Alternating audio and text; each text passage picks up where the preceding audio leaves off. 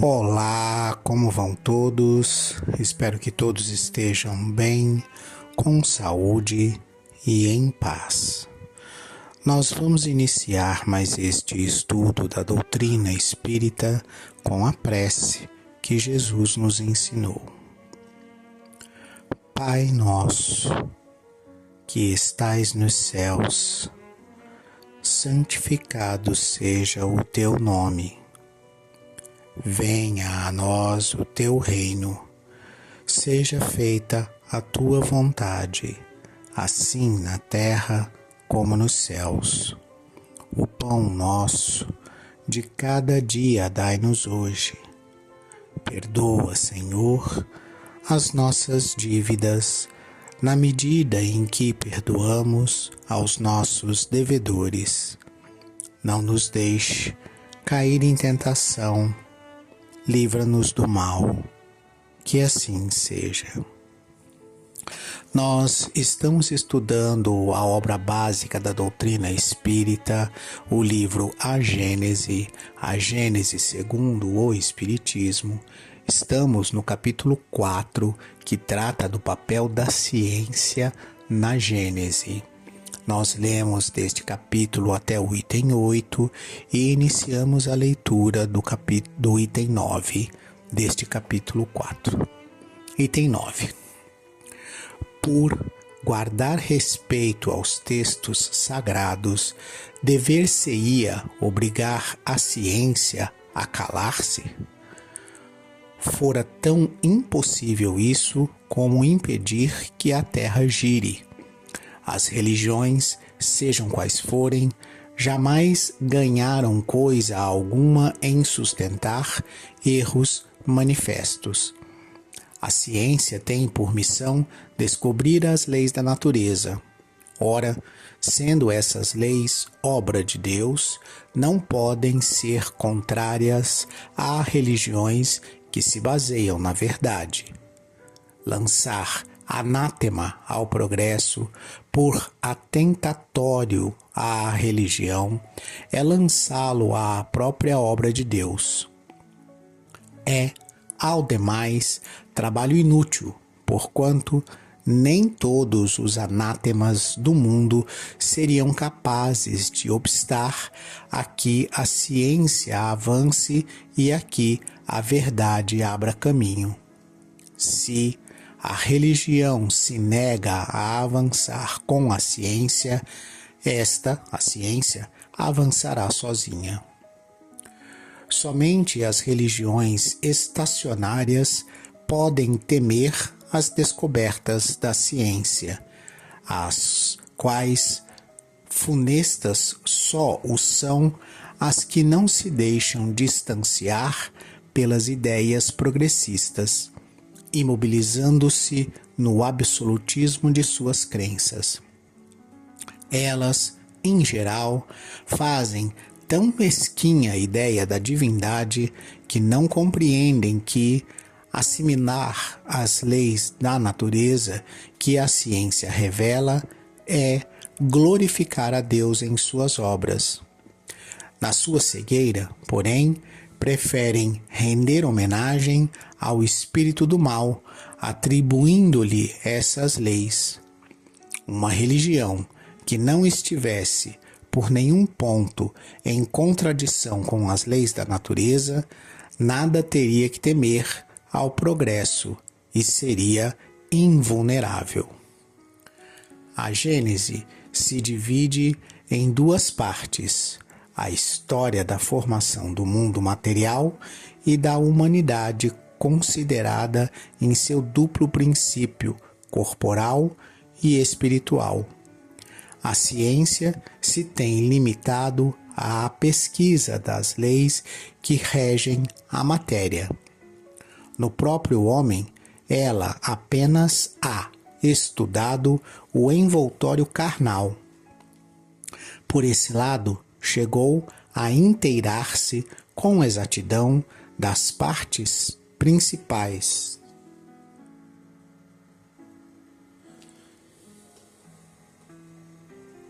do mecanismo do universo e do organismo humano. Assim, sobre esse ponto capital, pode completar a Gênese de Moisés e retificar-lhe as partes defeituosas. Mas a história do homem, considerado como ser espiritual, se prende a uma ordem especial de ideias que não são do domínio da ciência propriamente dita e das quais, por este motivo, não tem ela feito objeto de suas investigações. A filosofia, a cujas atribuições pertence, de modo mais particular, esse gênero de estudos, apenas há formulado, sobre o ponto em questão, sistemas contraditórios que vão desde a mais pura espiritualidade até a negação do princípio espiritual e mesmo de Deus, sem outras bases afora às ideias pessoais de seus autores. Tem, pois, deixado sem decisão o assunto por falta de verificação suficiente. Então, o que a gente pode verificar aqui, o que a gente pode ver a partir da leitura desses 3 itens, né? Item 9, 10, 11 e 12, 4 itens. Vamos primeiro para a questão mais simples, né? Na questão mais simples, o que a ciência faz é descobrir, são descobertas de leis que já existem, que já estão funcionando, que já estão regendo o universo e que, portanto, essas leis não podem ser obra de nenhum acaso, de nenhuma outra força, de nenhum outro poder criador, a não ser Deus, mesmo porque Deus é a causa primeira de todas as coisas, a inteligência das inteligências.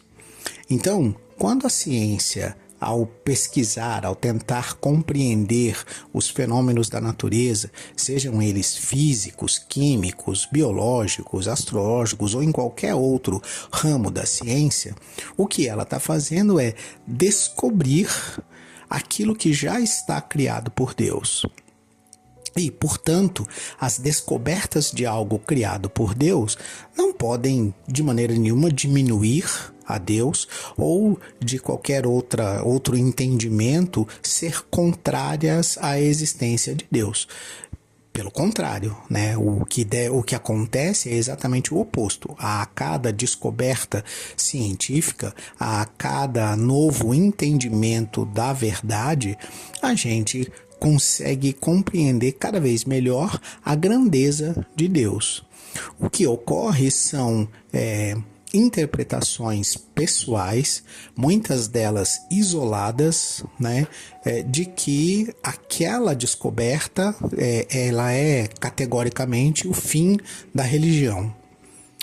No outro lado, no outro extremo, né, tem se posicionado a religião, que por conta dos seus dogmas, muitos deles criados por homens que não conheciam a verdade, né, fazem desses dogmas criados por eles questão de fé inabalável, né? E fé que não pode ser raciocinada, que não pode enfrentar a lógica, que não pode enfrentar a razão.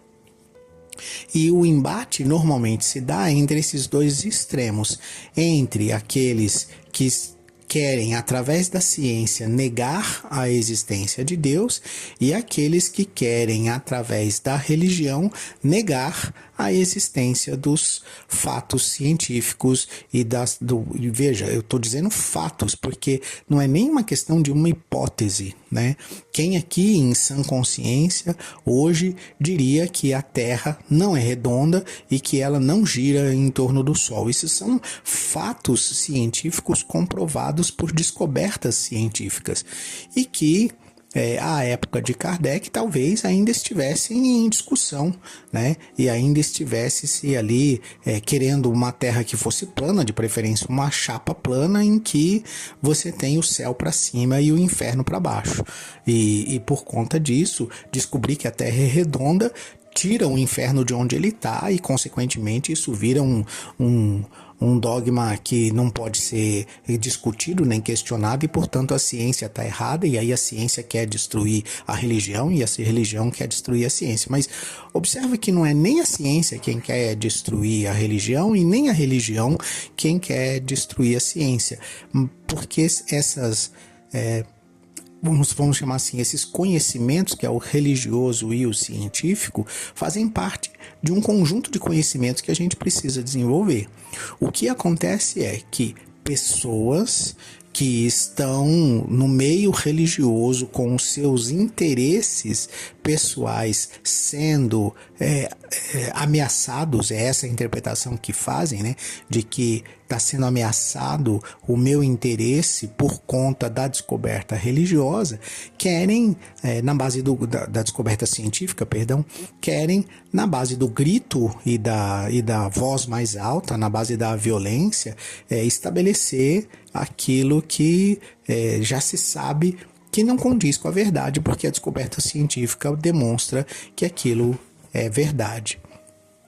E em contrapartida, o que acontece no lado científico, aqueles que têm que estão ali representando as descobertas científicas, que estão trabalhando nessas descobertas e que têm os seus interesses ameaçados por conta dessa reação religiosa, ao invés de procurarem esclarecer, se veem no momento, ainda por conta das nossas imperfeições, se atiram a rechaçar e a ridicularizar tudo aquilo que é crença religiosa, tudo aquilo que é trazido aí por esses profetas e espíritos esclarecidos que trazem todos esses conceitos religiosos. Nenhum dos extremos é saudável para nenhum ser, e o bom senso tem mostrado isso ao longo dos séculos. Na medida em que as descobertas científicas vão sendo cada vez mais incorporadas ao nosso conhecimento, não é mais uma questão de acreditar que o Sol é o centro do nosso sistema solar e que a Terra gira ao redor do Sol. Não é uma questão de crer, mas é uma questão de saber. A gente sabe que é assim. O que as descobertas espirituais vêm trazer para esse conceito é exatamente essa ideia de que você não é mais aquela coisa de eu creio que há penas e gozos futuros após a morte. Não é que você crê, não é que você traz isso como tradição ou que você traz isso como um conhecimento que não pode ser provado. Ao contrário, né? Você tem base científica hoje graças às comunicações mediúnicas, você tem experimentos que comprovam essa existência depois da morte e comprovam também esse estado de penas ou de gozos, né, de penas de acordo com a dificuldade que eu tenha causado. Então vou ter lá após a morte sofrimentos, ou vou estar entre aqueles que gozam de algum tipo de benesse, de algum tipo de paz, de algum tipo de consciência tranquila, em que eu fiz o melhor que eu pude, fiz o bem aos outros, então eu tenho uma condição mais ou menos feliz em função disso. E não é mais, de novo, não é mais uma questão de eu creio que é assim porque me dizem que é assim, mas você sabe que é assim porque há uma comprovação científica de que é assim. Esse é o ponto-chave.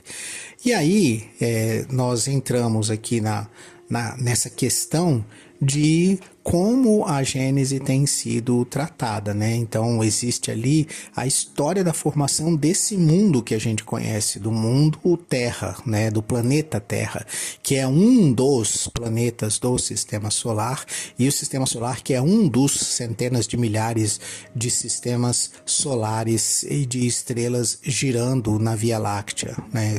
Calcula-se aí algo em torno de 200 bilhões de estrelas na Via Láctea. E com isso a gente começa a enxergar essa criação não mais como a criação do mundo, o mundo especial, onde só nesse mundo existe a humanidade, mas a gente, graças aos esclarecimentos recebidos pela doutrina espírita, começa a entender que são diversos mundos, e a ciência caminha também nessa mesma linha de raciocínio. São diversos mundos habitáveis, né? São diversas humanidades espalhadas, ou como a ciência diz hoje, é porque ainda não conseguiu nenhum contato com outra humanidade, ela diz, são muitas possibilidades, infinitas possibilidades de outras humanidades para que não exista pelo menos mais uma. Então, a ideia de que não estamos sós, de que não é apenas o planeta Terra em todo o universo que tem a humanidade como seu habitante, ela é cada vez mais patente, é algo que todo mundo já sabe, não é algo que eu creio, que eu acredito que é assim. Todo mundo já sabe que é assim. E é esse contexto de aproximação da ciência e da religião que a gente começa agora a dar corpo, né?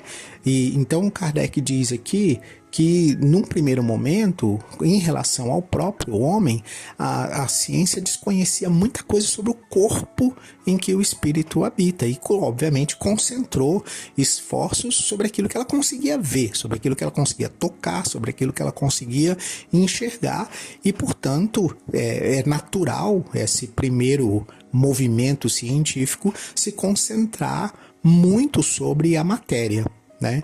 Porque se concentrar sobre o espírito é algo que a gente ainda está tateando no escuro, é algo que a gente ainda não consegue estabelecer, por exemplo, instrumentos, mecanismos, materiais que consigam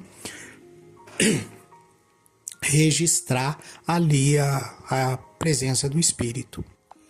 Nós começamos a registrar a presença do espírito com o estudo e a análise dos efeitos e dos fenômenos mediúnicos. Então, é coisa aí de menos de 2 séculos que esse conhecimento está encorpado e codificado no formato da codificação espírita e, consequentemente, que está ganhando essa base científica de estudos a respeito dos fenômenos e ganhando descobertas, né? Obtendo descobertas a respeito de como é esse mundo espiritual, como é que ele funciona, quais são suas leis, quais são os fluidos, quais são as leis físicas, químicas e biológicas que estão, se a gente assim pode se referir, que estão relacionados a esse mundo espiritual. Então esse mundo espiritual é ainda muito incipiente, é algo muito novo para nosso estudo, da mesma maneira que o mundo material foi começado a ser estudado agora, há muito pouco tempo também, né? E consequentemente são estudos ainda muito incipientes se a gente considerar aí os últimos 8.000 anos de registro que a gente tem de registro escrito de alguma coisa científica. Então, nós estamos aí engatinhando, nós estamos nos últimos 10% dos últimos 2.000 anos, e se a gente considerar, então, 8.000 anos, por exemplo, a gente está em menos de 3% de 8.000 anos estudando sobre o que é o corpo material e, consequentemente, também o que é o corpo espiritual. E é essa lacuna, né, esse vácuo, esse vazio de conhecimentos e de estudos, que muitos desses estudos ainda precisam ser feitos e provavelmente nós mesmos os faremos em encarnações futuras, para obter esses conhecimentos, para fazer essas descobertas científicas sobre o plano espiritual e muita coisa ainda sobre o plano material, que a gente entende uma parcela muito pequena do que realmente acontece no plano material. E, consequentemente, a gente por entender pouco sobre o plano espiritual e entender pouco sobre o plano material, a gente entende muito pouco sobre a correlação e sobre as influências de um sobre o outro, sobre como esses dois elementos, eles intravivem, né? Eles interagem entre si, né? O material e o espiritual. Isso tudo para nós é muito incipiente ainda, muito iniciante ainda. A gente está engatinhando nesses conhecimentos e por isso toda essa confusão, toda essa questão aí, porque ela é gerada não pela falta de conhecimento em si, né? Porque se todos nós fôssemos humildes o suficiente para entender que conhecemos pouco ou quase nada dos dois campos, tanto do campo material quanto do campo espiritual, haveria muito pouca discussão, né? A gente teria muito pouca briga, porque a humildade nos disciplinaria a entender que não somos donos da verdade, porque ainda não conhecemos nada do que precisamos conhecer. O que faz toda essa discussão acontecer na verdade, o nosso orgulho, na verdade, o nosso egoísmo, na verdade, essa vaidade que a gente tem de querer ser o melhor biscoitinho do pacote, de querer ter a última palavra em matéria de ciência ou em matéria de religião, de querer dar a martelada final e falar, é assim. Quando na verdade a gente precisaria era estar com mais humildade e estudando muito afinco, porque tem muita coisa a ser descoberta, muita coisa que está funcionando já pela criação de Deus, né? Pelas leis divinas, já funciona, já age sobre nós e a gente desconhece o que essas leis divinas estão fazendo em relação a nós. A gente, por exemplo, fala bastante sobre causa e efeito, a gente fala bastante sobre ação e reação, tanto no campo material quanto no campo religioso e espiritual, né? A gente fala desses assuntos, né? Aqui se faz, aqui se paga, não há ação sem causa, né? Não há causa sem efeito e assim sucessivamente. A gente repete essas ideias que são lógicas e que nos demonstram isso, mas a gente não pensa muito, nem raciocina muito, nem estuda muito sobre como isso influi, né? Sobre como isso é importante. Quando a ciência material, essa ciência de fazer pesquisa em laboratório, dessa ciência de fazer pesquisa em populações, né? Quando essa ciência ela começar a olhar, por exemplo, vou dar exemplos aqui bem simples para vocês entenderem do que é que eu estou falando. Quais são os efeitos da raiva, do ódio e de todo tipo de sentimento negativo? Quais são esses efeitos na estrutura viva dos neurônios, das nossas células tronco, das nossas células principais? Como é que um sentimento de ódio ele age nos meus centros vitais, no meu centro gástrico, no meu intestino, no meu centro nervoso? Como é que o efeito de uma raiva, de um ódio age sobre o corpo? Que tipo de dano isso faz no corpo, né? Que são coisas que os nossos laboratórios já são capazes de fazer, mesmo não acreditando na influência desta força espiritual, né, dos nossos sentimentos. Mas alguns estudos já começam a aparecer, por exemplo, o efeito de você ter uma crença religiosa no seu processo de cura. Então, aquelas pessoas que têm fé, que têm convicção, que têm alguma crença religiosa, como elas reagem dentro do mesmo tratamento, da mesma doença, em relação àquelas pessoas que não têm essa fé tão estruturada, essa fé tão convicta, essa fé tão transformadora, né? E você observa, o que a ciência tem mostrado é que para aquele que tem fé, a cura chega normalmente com mais eficiência, com mais potência, com mais tranquilidade. Até mesmo quando ela não chega, essa pessoa tem mais tranquilidade, mais resignação para aceitar as consequências da doença do que a outra que não tem fé, que acaba tendo até problemas psíquicos por conta dos desequilíbrios causados. Esse é o assunto. O assunto é que ciência e religião vão andar juntos. Não há como evitar que isso aconteça. Há mais de 150 anos, Kardec colocava isso no livro A Gênese, e a gente continuará esse estudo no próximo episódio. Eu me despeço de vocês com a prece que Jesus nos ensinou. Pai nosso, que estais nos céus, santificado seja o teu nome. Venha a nós o teu reino, seja feita a tua vontade, assim na terra como nos céus. O pão nosso de cada dia dai-nos hoje. Perdoa, Senhor, as nossas dívidas, na medida em que perdoamos aos nossos devedores. Não nos deixe cair em tentação. Livra-nos do mal. Que assim seja.